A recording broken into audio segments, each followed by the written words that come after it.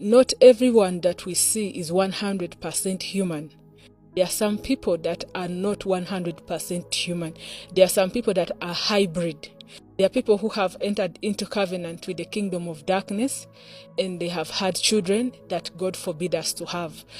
So my mom took me to a single-sex school, and that's where I met that friend that I spoke about in some documentary, who was a sorcerer, and the uncle had initiated him. The uncle of that lady, he had entered into a covenant with the marine kingdom, and he dedicated her there, and she had children in the marine kingdom. This girl, whenever I would go to the beach, I found out that she knew the DJs knew her, and she introduced me to one Kenyan celebrity who is also not 100% human.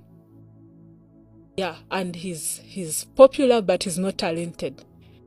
His music is in the millions of views, but when you listen to his music, it doesn't make sense.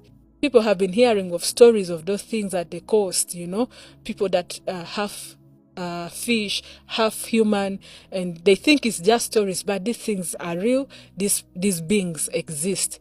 I think the enemy had wired me to promote the other agenda, the homosexuality agenda. Those days I was like a tomboy. I just started wearing heels and dresses after giving my life to Jesus. They started now taking me to that life of partying, going to clubs. I would see that girl going out with men, coming back, and she would come back and laugh and say, I have killed that one. He doesn't know he's enjoying, he doesn't know he's dead. He's a dead walking person. There are times when people would die. They wake up and find bodies floating on that beach. That is sacrifice. There are portals on Lake Victoria.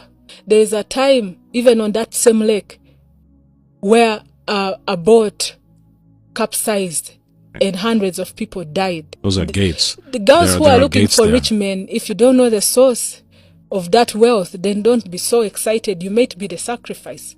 And then my mind was not erased. That's what I thank God for, because they have the ability of erasing and either making somebody to lose their mind or to erase what they saw. But God has preserved that knowledge so that he can help his people to escape the traps of the enemy. The problem is that once you take this thing, you're no longer 100% human. You're a hybrid now. And that's why really the name of this documentary is Hybrids. Because that's what we're dealing with, that's what we're fighting against, and that's what they want to turn man into. They want to turn men into hybrids.